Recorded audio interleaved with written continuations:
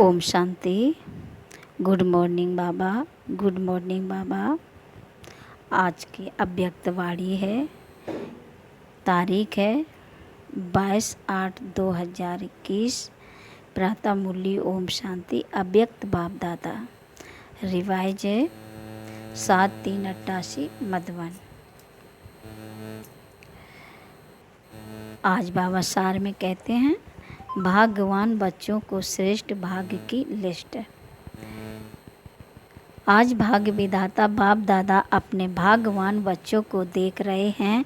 हर एक ब्राह्मण बच्चे का भाग्य दुनिया की साधारण आत्माओं में से अति श्रेष्ठ है, क्योंकि हर एक ब्राह्मण आत्मा कोटों में से कोई और कोई में भी कोई है। कहाँ 550 करोड़ आत्माएं और कहाँ आप ब्राह्मणों का छोटा सा संसार है। उन्हों के अंतर में कितने थोड़े हो, इसलिए अज्ञानी अनजान आत्माओं के अंतर में आप सभी ब्राह्मण श्रेष्ठ भाग्यवान हो। बाप दादा देख रहे हैं कि हर एक ब्राह्मण के मस्तक पर भाग्य की रेखा बहुत स्पष्ट तिलक के समान चमक रही है। हद के ज्योतिषी हाथों की रेखा देखते हैं, लेकिन यह दिव्य ईश्वरी भाग्य की रेखा हर एक के मस्तक पर दिखाई देती है।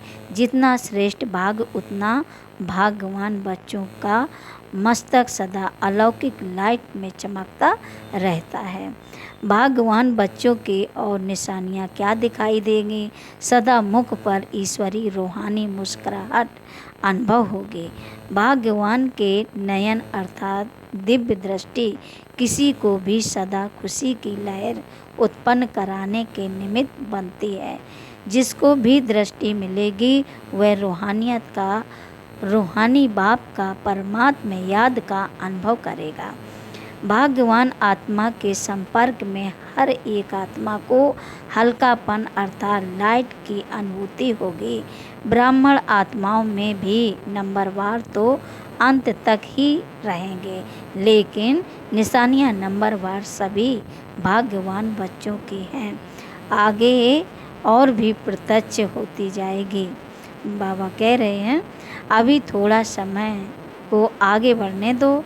थोड़े समय में जब अति और अंत दोनों ही अनुभव होगा तो चारों ओर के अनजान आत्माएं हद के वैराग वृत्ति में आएंगी और आप भाग्यवान आत्माएं बेहद के वैराग्य वृत्ति का अनुभव में होंगी।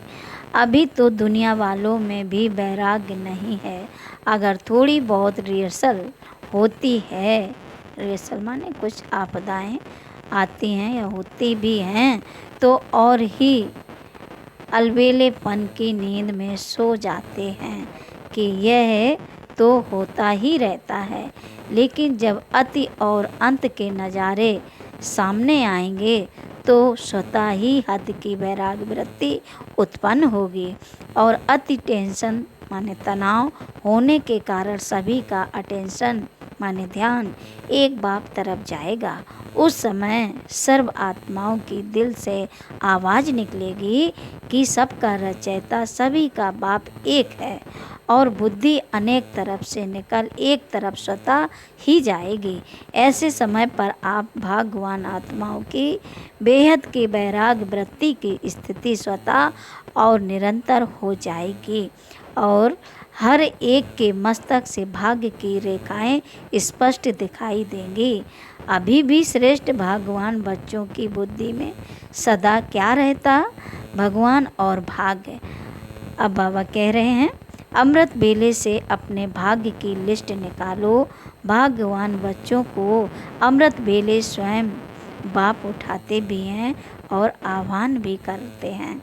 जो अति स्नेही बच्चे हैं उन्हों का अनुभव है कि सोने भी चाहें तो कोई सोने नहीं दे रहा है, कोई उठा रहा है, बुला रहा है। ऐसे अनुभव होता है ना। अमृत बेले से अपना भाग्य देखो। भक्ति में देवताओं को भगवान समझ भक्त घंटी बजाकर उठाते हैं और आपको भगवान खुद उठाते हैं कितना भाग्य है।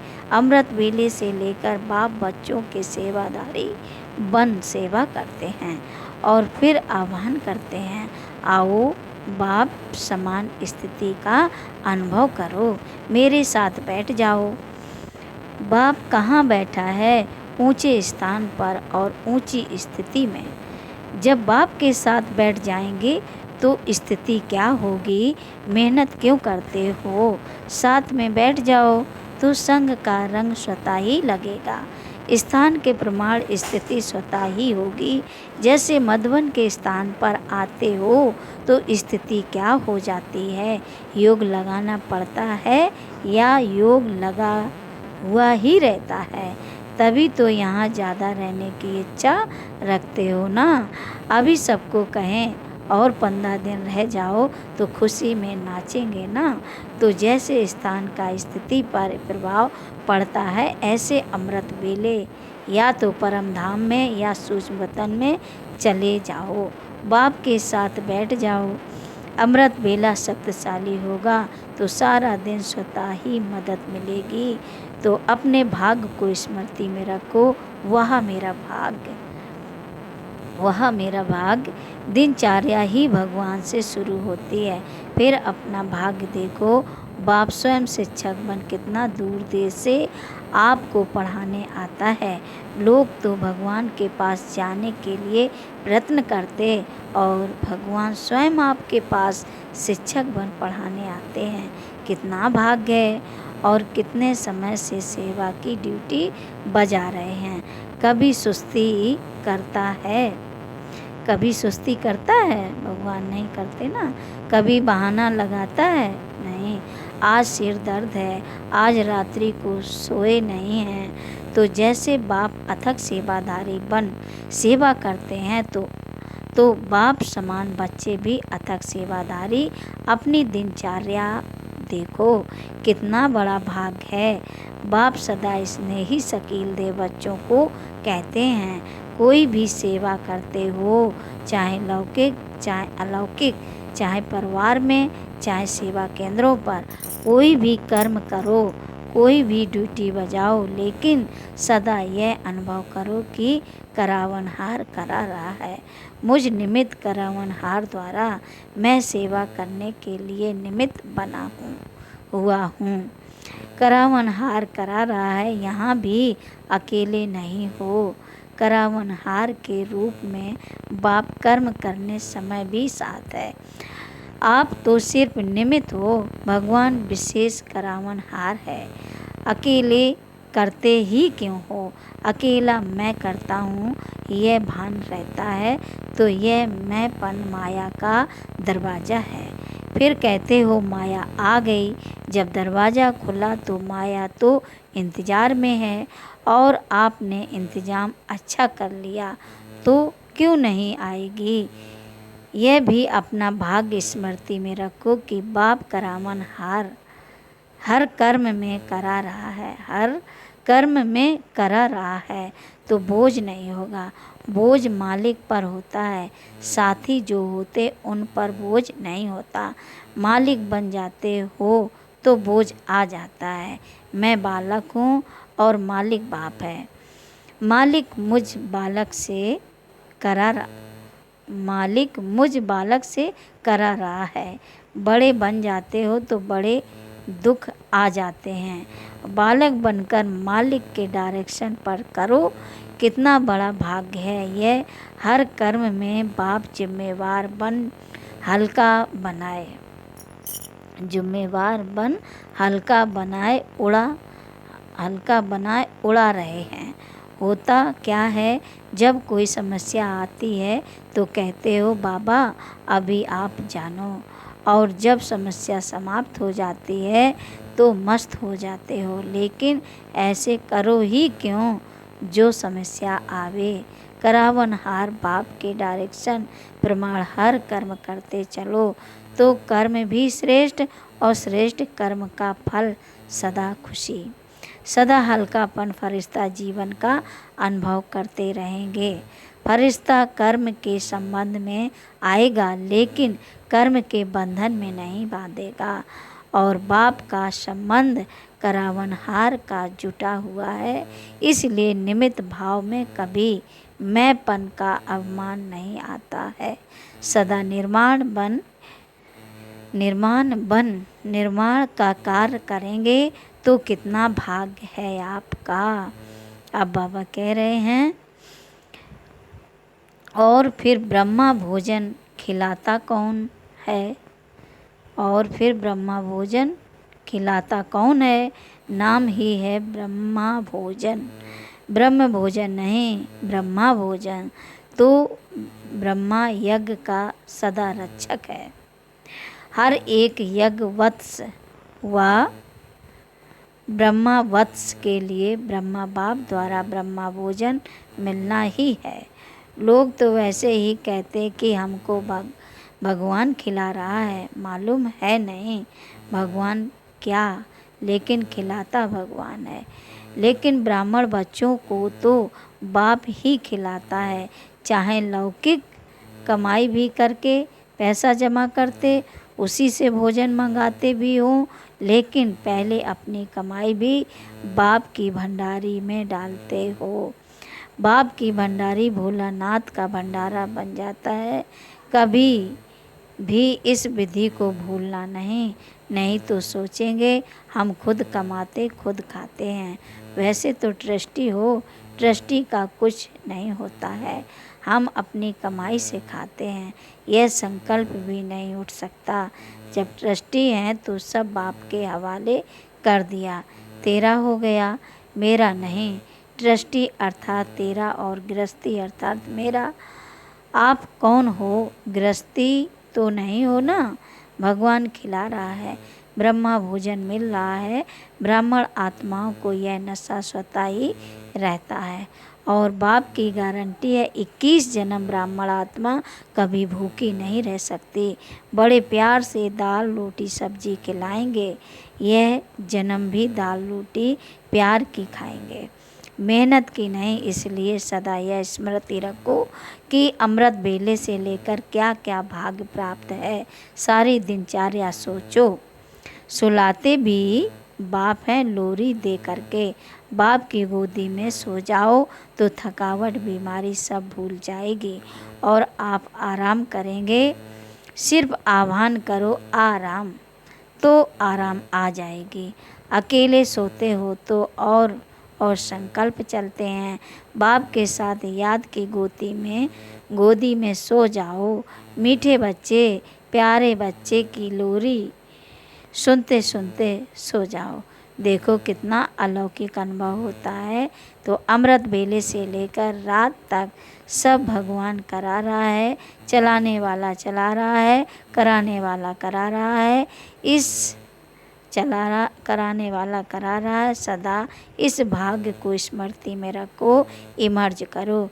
कोई हद का नशा भी जब तक पीते नहीं तब तक नशा नहीं चढ़ता। ऐसे ही सिर्फ बोतल में रखा हो तो नशा चढ़ेगा? नहीं चढ़ेगा।